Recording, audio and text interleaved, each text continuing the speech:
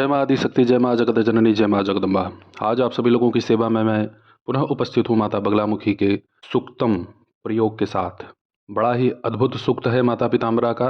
हर प्रकार के तंत्र का, हर प्रकार के मंत्र का मर्दन करने में, उसका पूर्ण समाधान करने में, नाश करने में यह सूक्त अत्यधिक शक्तिशाली है। कुछ ऐसे साधक तपस्वी हैं जो कृत्या प्रयोग के मास्टर कहलाते हैं। कृत्या कई विधियों से सिद्ध की जाती है और पता नहीं क्यों लोगों के अंदर इतनी रुचि है कि वह कृत्या प्रयोग करने के लिए अपने आप को सबसे आगे रखना चाहते हैं कि मैं इस विधि को जानूं, तो मैं इस विधि को करके दिखाऊं, मैं इसका लाभ ले सकूं। जबकि वो जान रहे हैं कि एक दिन वही कृत्या उनका नाश करेगी। पिशाच, बैताल, भूत, प्रेत, यक्षिणी, गणिका, इन सब की साधना आपको केवल फेमस कर सकती है, मुक्ति नहीं दिला सकती। यक्षिणियों की साधना तभी फलित हो सकती है जब आपके पास उस यक्षिणी के मूल देवता का सुरक्षित, संरक्षित तप विद्यमान हो। फर्जी आप यक्षिणी साधना नहीं कर सकते। बहुत सारी जो है इंटरनेट पे साधनाओं को लोग देख करके करना प्रारंभ कर देते हैं। मेरे पूरे चैनल पे आपको यक्षिणी, भूत प्रेत, बैताल, वशीकरण इत्यादि ऐसे कोई भी जो है अनाप शनाप विधान नहीं मिलेंगे। मैं कोशिश करता हूँ कि लोग इससे बचें, क्योंकि मैंने बहुत सारे लोगों को ऐसी घृणित साधना करके मरते हुए देखा है, और मरे बाद में उनके परिवार के सदस्य पहले मरते हैं। जो इनको पूजता है वो बाद में मरता है, वो अंत में मरता है। माता बगलामुखी के इस सूक्त से प्रचंड तंत्र, प्रचंड से प्रचंड अभिचार नष्ट हो जाते हैं।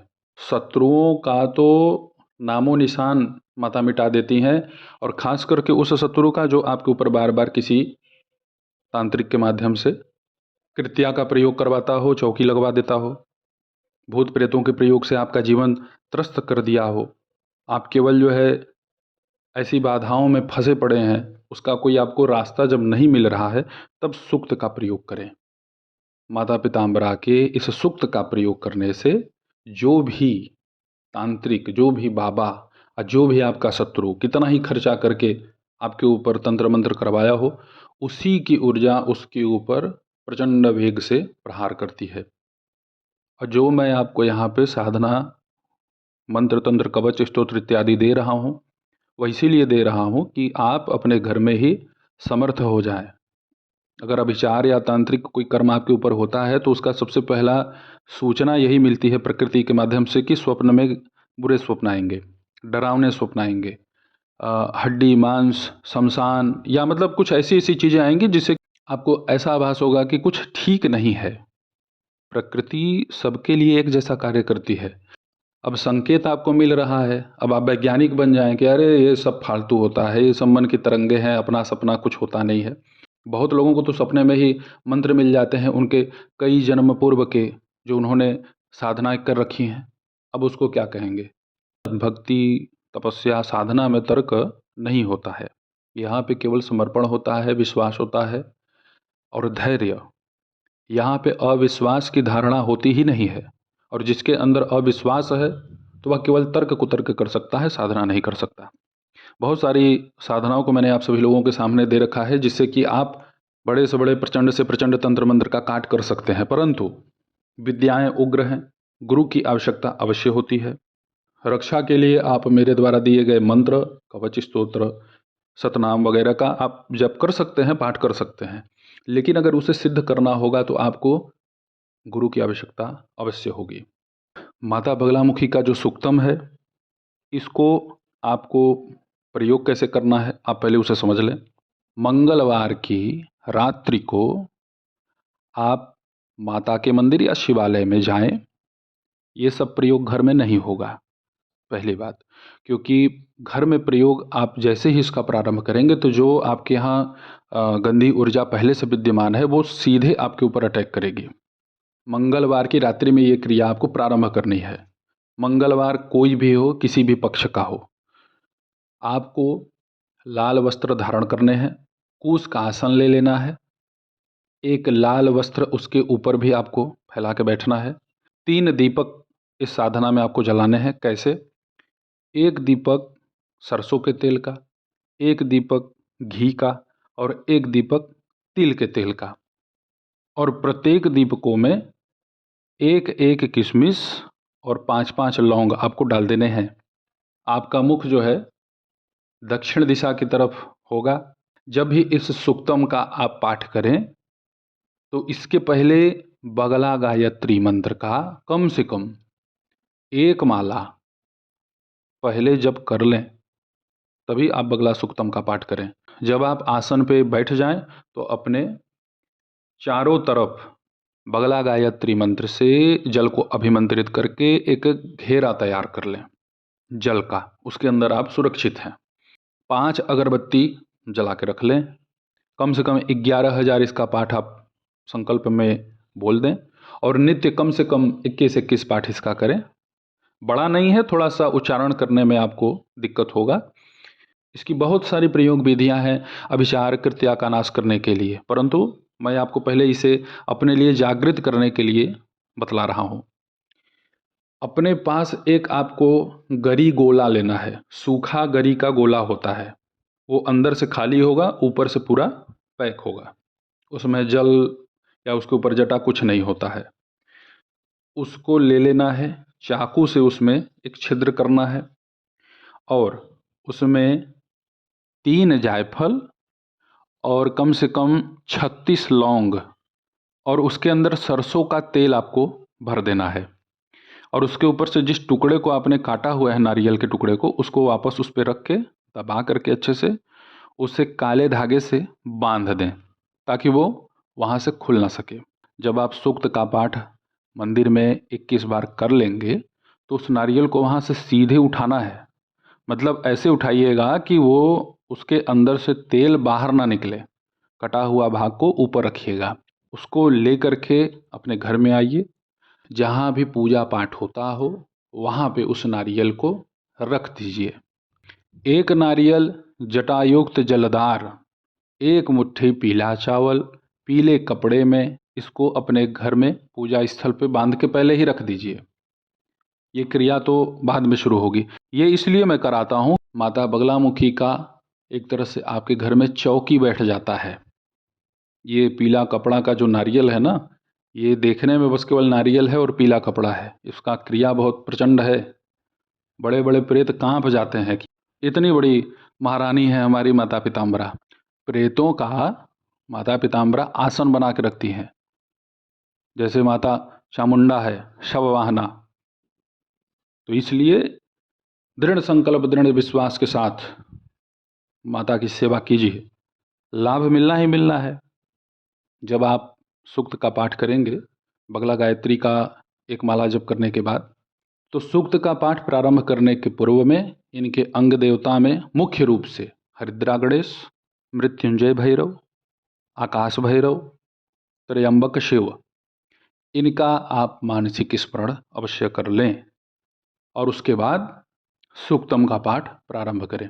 जब आप 11,000 सूक्त का पाठ पहुंचा लेंगे तब आपको इस सूक्त का एक मैं क्रिया बतला देता हूं। इस सूक्त में 12 श्लोक हैं और इन 12 श्लोक को अगर हम 3 आवृत्ति कर दें, 36 अक्षर माता पीताम्बरा के मूल मंत्र का है, तो इस सूक्त का आप 36 पाठ कीजिए। प्रयोग में बतला रहा हूँ, 11,000 पाठ करने के बाद का प्रयोग, इसका 36 पाठ कीजिए। माता पीताम्बरा के मूल मंत्र का जप कर लीजिए 36 बार और अपने घर में आप आम की लकड़ी पे 36 नींबू लीजिए।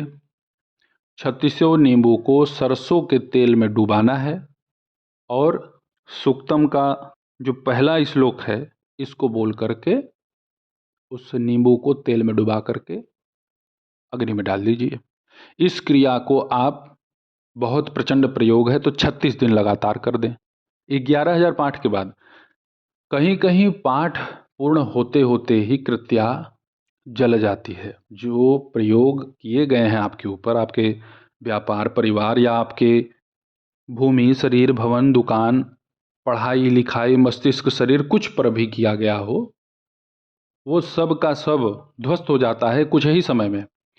11,000 का पाठ का संकल्प तो आपने ले लिया, लेकिन माँ की कृपा आपको 100 या 36 पाठ जाते जाते या 100 पाठ व्यतीत होते होते दिख जाती है। क्योंकि बहुत जगह 11,000 का पाठ लोग नहीं कर पाते, लेकिन जो मैं विधि बतला रहा हूँ वो विधि पूर्णतया आपको लाभ प्रदान करेगी। आधी अधूरी की गई क्रियाओं में जो है लाभ अच्छे से नहीं मिल पाता है।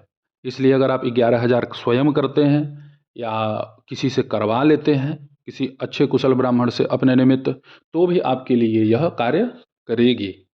जैसे आपने नींबू का प्रयोग किया सरसों के तेल के साथ, ठीक वैसे जायफल का प्रयोग होता है, लाल मिर्च का प्रयोग होता है। सबकी संख्या 36 होगी। और जो आपके घर में आपने नारियल रखा हुआ है, गरी गोला, जिसमें आपने लौंग, जायफल और तेल, सरसों के तेल को भर के रखा हुआ है, उस गरी गोले को जब आपका पाठ पूर्ण हो जाए और जब आप अपने घर में हवन करेंगे प्रथम बार किसी सूक्त से, तो उस गरी गोले को अपने घर में हवन कुंड में ही आपको डाल देना है। ब्रह्मांड की प्रचंड से प्रचंड पर विद्या प्रयोग हो, शत्रु के द्वारा चौकी बैठा दी गई हो किसी बाबा जी के माध्यम से, या जिन्न जिन्नाद, खबीस, ब्रह्म राक्षस, बड़े से बड़ी कोई सवारी ही क्यों न आती हो, सबके केस को खींच करके माता पिताम्बरा अग्नि में डाल देती है। तो आप सभी लोगों के सन्मुख में माता पिताम्बरा के इस सूक्तम को बोल करके प्रस्तुत कर देता हूँ, और डिस्क्रिप्शन में भी माता पिताम्बरा के इस सूक्त को मैं लिख करके दे दूँगा। वहाँ से आप इसे देख करके और जो मैं अभी बोल रहा हूँ उसे आप सुन करके इसे अच्छे से अध्ययन कर सकते हैं, इसका उच्चारण कर सकते हैं।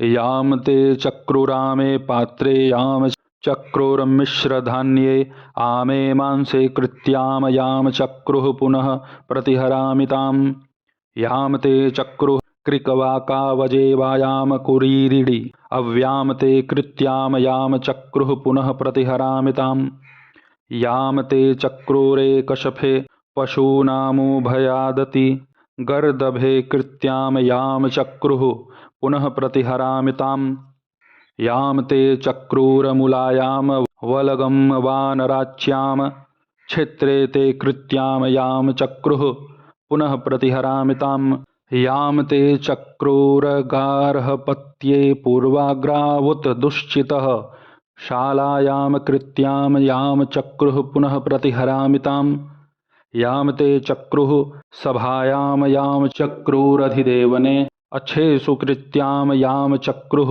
पुनः प्रतिहरामिताम् याम ते चक्रुः सेनायाम याम चक्रुरिस्वायुधे दुन्दुभौ कृत्याम याम चक्रुः पुनः प्रतिहरामिताम् याम ते कृत्याम कूपे अवदधुः श्मशाने वा निचक्नु सद्यनि कृत्याम याम चक्रुः पुनः प्रतिहरामिताम् याम ते चक्रुः पुरुषस्यास्थे अग्नौ शङ्कसुके च याम म्रोकं निर्दाहं क्रव्यादं पुनः प्रतिहरामिताम् अपथेनाज भारेणां ताम पथेतः प्रहिन्नमसि अधीरो मर्याधीरेभ्यः संजभाराचित्या यश्चकार न शशांक कर्तृं शस्त्रेपादमङ्गुरिं चकार भद्रमस्मभ्यमभगो भगवद्भ्यः कृत्याकृतं वलगिनं मूलिनं सपथे अप्यम इंद्रस्तं हन्तु महता वधेना अग्निर्विध्यत्वस्तया। आप सभी लोगों के सन्मुख मैंने माता पिताम्बरा के इस सूक्त को बोल करके प्रस्तुत कर दिया। आप इसके उच्चारण को सीख करके स्वयं पाठ कर सकते हैं। बड़े से बड़े, प्रचंड से प्रचंड, गंदे से गंदे अभिचार को नाश करने में यह सूक्त अत्यधिक प्रभावशाली है। ऐसे ही आप सभी लोगों की सेवा में मैं उपस्थित होता रहूँगा, दिव्य चमत्कारिक विषय मंत्र प्रयोगों को लेकर के। तब तक आप सभी अपना ध्यान रखें, सुखी रहें, स्वस्थ रहें। जय माता दी, हर हर महादेव।